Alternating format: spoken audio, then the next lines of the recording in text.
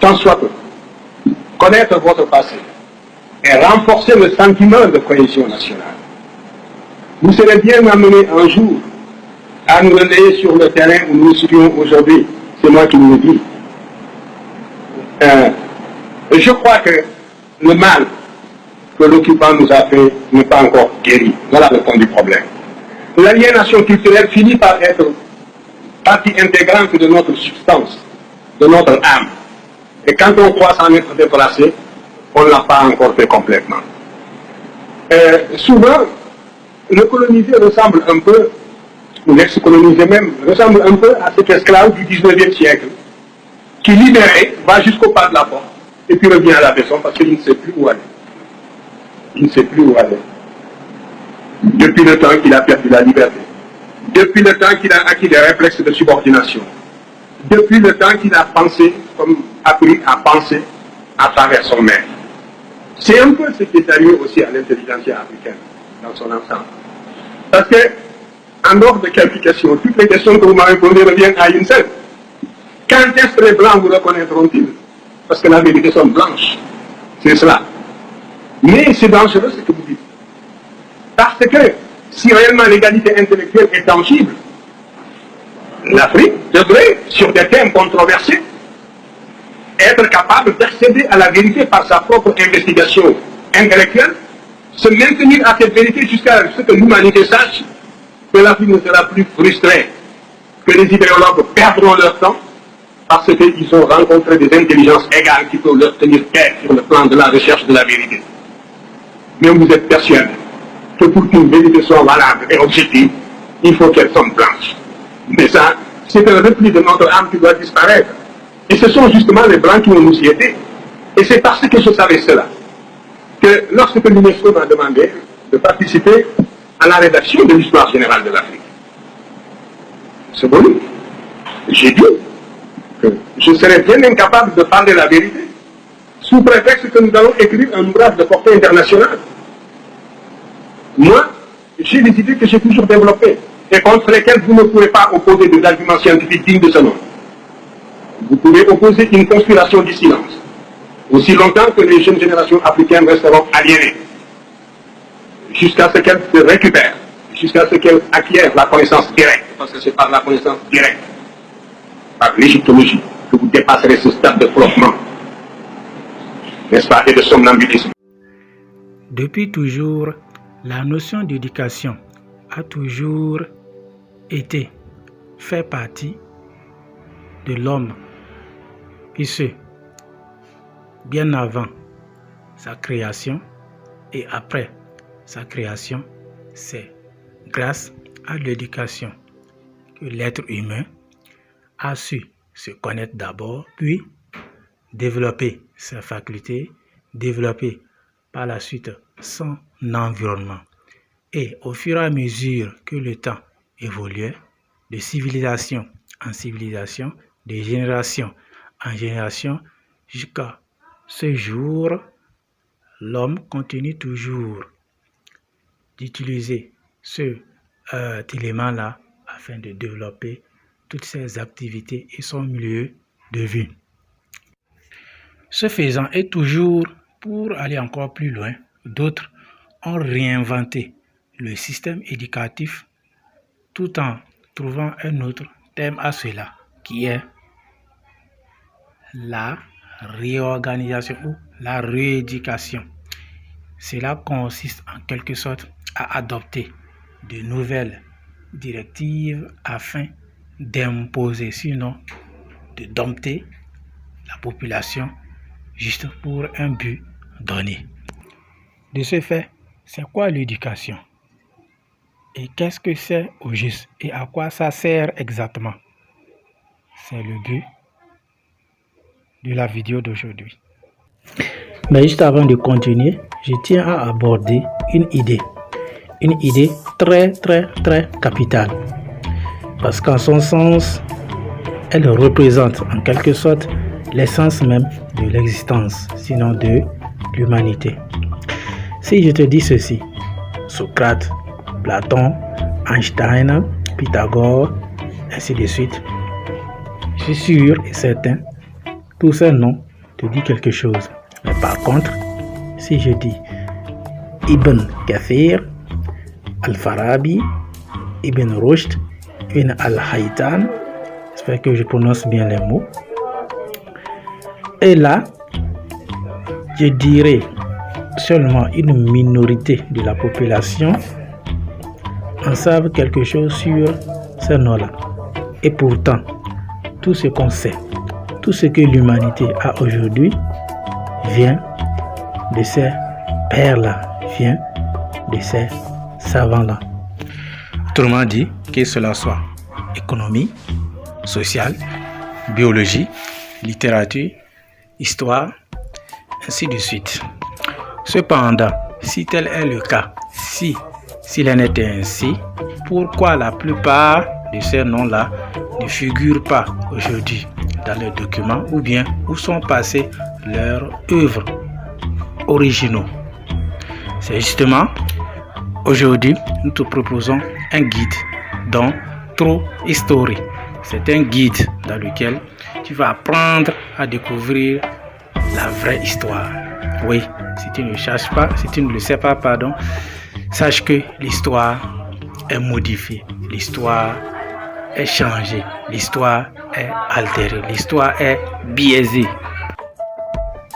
Bref, en un mot, l'histoire, en tout cas l'histoire actuelle que nous connaissons tous aujourd'hui, il arrive très souvent qu'elle soit modifiée, altérée, aliénée, orientée ou même dirigée vers une direction choisie et voulue.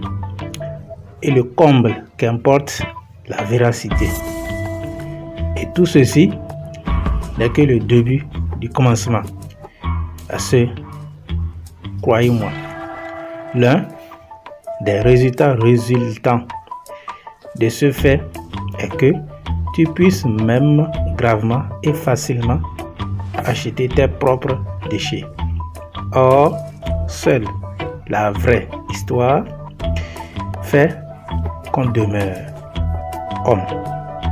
Et seule la vraie histoire laisse des traces. Autrement dit, seule la vraie histoire raconte notre histoire. Ceci étant dit, si jamais cela t'intéresse, on te laisse le lien en description. Puis, dès à présent, on peut continuer.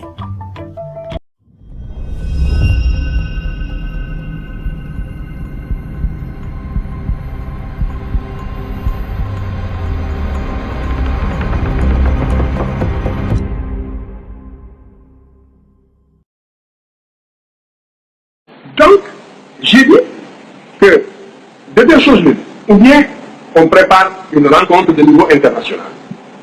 C'est ce que j'avais proposé. Réunir l'égyptologie internationale au niveau le plus élevé. Et surtout tous ceux qui sont opposés à mes thèses. J'ai dit que du côté africain, je n'aurais besoin que de deux Africains, parce que ce sont les seuls qui, à l'époque, qui travaillaient avec moi et qui accédaient aux faits égyptiens par la connaissance directe. C'est très dangereux, la connaissance indirecte, parce que vous le voyez bien, vous n'arrivez pas à vous faire une opinion personnelle. Il vous faut passer par l'appui d'une autorité, et cette autorité vous refuse son appui pour des raisons idéologiques, et vous tournoyez. Donc, vous ne pourrez sortir du cercle vicieux que par la connaissance directe. Vous pétillez tous d'intelligence, mais il faudra accepter de fournir cet effort qui vous conduit à la connaissance directe, et nous en reparlerons. Alors, moi j'avais dit donc que je n'ai besoin que de deux Africains qui, avec moi, ont accédé à cette connaissance directe. Et donc, vous pourrez augmenter le volume de la délégation européenne et mondiale. Nous n'avons pas besoin d'être plus de 3. Alors, convoquez donc tous les égyptologues que vous voudrez, les plus acharnés contre nos thèses. Nous en débattrons en toute sérénité.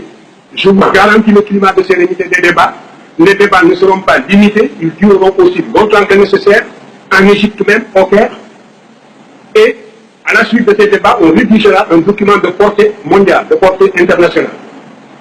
Et suivant la teneur de manière générale, le mot éducation semble toujours être simple et plus clair.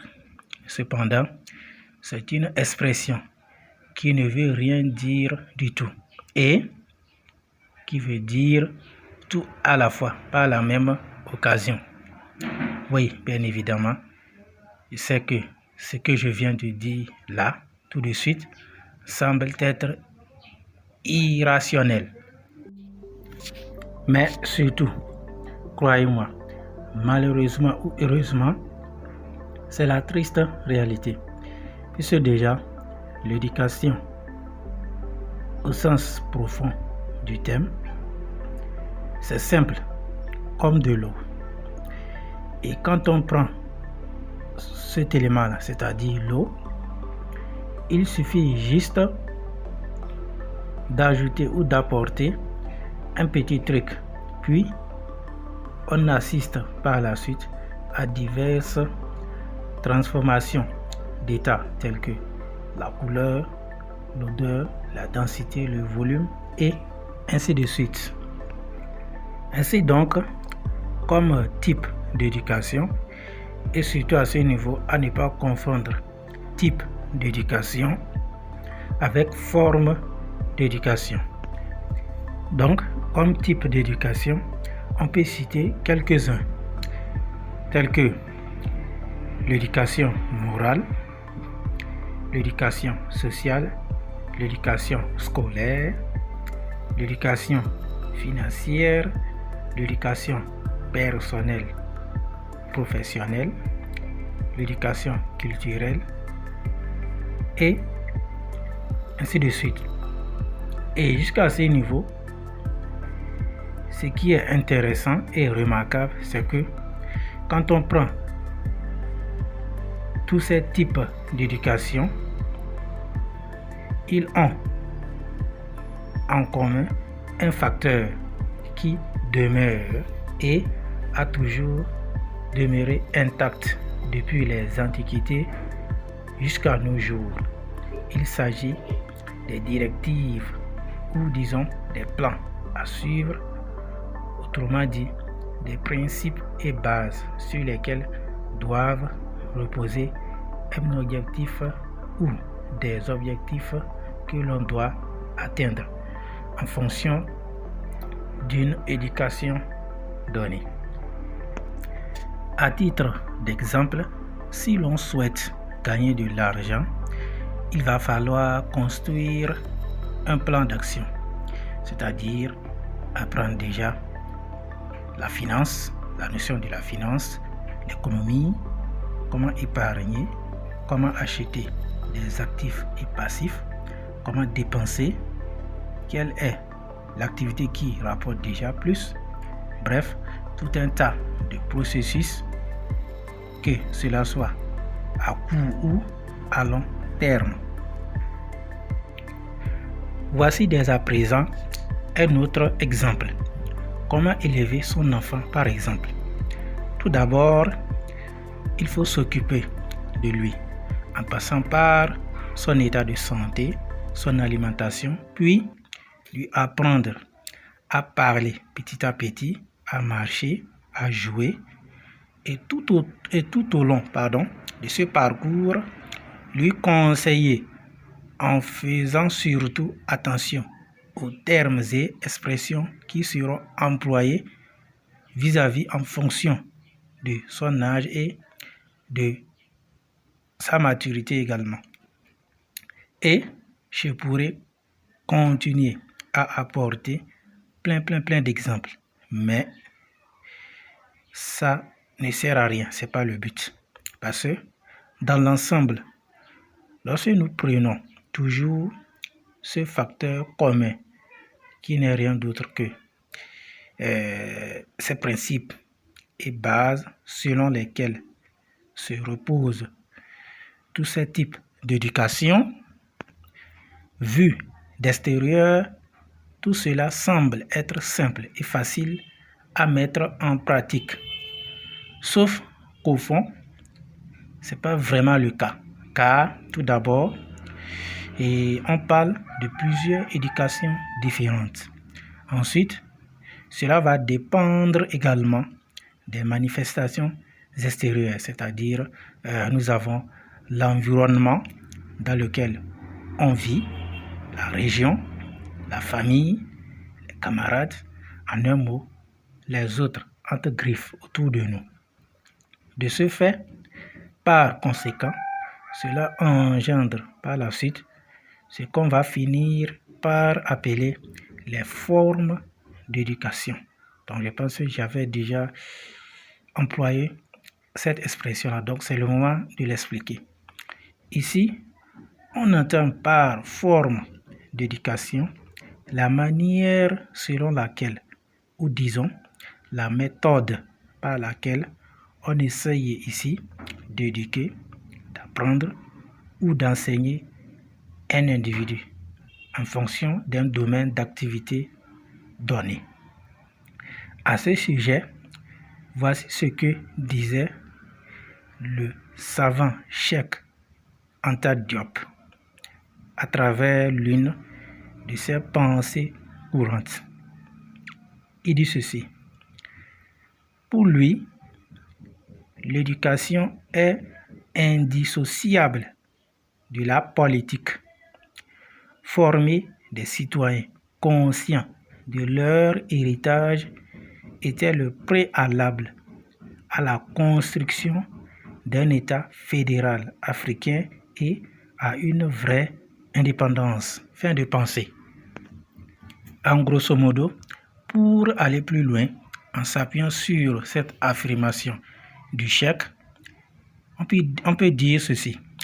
Dans ce monde actuel, nous avons une multitude de peuples et d'ethnies. Et qui parle de peuple, parle de culture.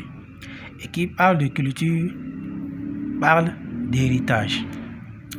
Donc, ce qu'il faut retenir à ce niveau est que chaque peuple, chaque gouvernement ou chaque nation est appelé en fonction de sa région, sa culture et tout ce qui va avec, à adopter de manière significative et potentiellement une forme d'éducation et un type d'éducation adaptatif suivant les réalités observées sur le terrain. Ou sinon, à contrario, et en toute logique, on risque d'observer à la naissance d'une forme d'éducation dont l'éducation sélective, bon, c'est un mot inventé, je ne sais pas si ça existe, et malheureusement, c'est bel et bien le cas déjà pour beaucoup de pays africains en particulier aujourd'hui. C'est-à-dire, une fois arrivé à ce stade, on vous enseigne, on vous guide, on vous délègue, on vous impose plusieurs situations, en passant par déjà l'éducation des enfants, des jeunes, dans des différentes institutions ou écoles. Il y a également la déstabilisation du pouvoir politique. Vous avez aussi l'instabilité ou l'inflation des prix d'achat et de vente sur les différents marchés de production. Vous avez l'adoption de nouvelles formes de croyances et religions. Et c'est très dangereux à ce niveau. En un mot, on vous approuverait, on vous dépouvoie, puis à la fin, à l'issue de tout ceci, on n'obtient que des individus à bon à rien et gros consommateurs à haut degré et à tous les niveaux donnés. Et ça ne s'arrête pas là, parce que le plus grave dans tout ceci, c'est que cela nécessite un processus long et une ou des préparations de plusieurs années de plans à suivre. Autrement dit, à quand date au juste cette forme d'éducation est imposée un peu partout dans le monde et quel sera l'impact à l'avenir? Et bien sûr, je laisse chacun répondre à sa manière à la question. Ceci étant dit, voilà pourquoi le cheikh soulignait ici le mot héritage dans sa pensée. Ainsi donc, l'héritage nous ramène ici dans le passé. Le passé qui concerne les générations antérieures, puis vient ensuite la génération actuelle, qui consistera par la suite l'histoire, soit la culture pour les générations à venir. En résumé, il faisait allusion à la vieille école. Et c'est quoi la vieille école? Eh bien, il faut savoir, quand on parle de la vieille école, il s'agit de l'époque où les anciens, les sages, les ancêtres, les savants éduquaient la population sur les choses vraiment les plus importantes, c'est-à-dire ce qui est vraiment essentiel, les choses plus riches, plus essentielles, telles que les valeurs morales et sociales, le respect des lois de la nature, le respect de soi-même et des autres, la compréhension de l'intimité, la bonne alimentation, la réalisation des remèdes et potions magiques, les techniques et tactiques de chasse, de guerre. Vous avez également l'art de construction, l'art de culture agricole, l'art de fabrication des différents outils nécessitant plusieurs activités, l'art de se vêtir, l'art de conservation et de distribution des produits, l'échange de produits entre peuples ou tribus. Vous avez aussi l'élaboration de systèmes d'union paisible et ainsi de suite. Bref, en un mot, le savoir-vivre convenablement. Cependant, et malheureusement pour nous tous d'ailleurs, l'humanité en ce jour est en train, peu à peu, de perdre toutes ces valeurs pour lesquelles ses ancêtres se sont battus à chaque instant. Et au fur et à mesure que les civilisations et les générations avancent, se faisant juste au profit du pouvoir, du plaisir, de la recherche, du matérialisme,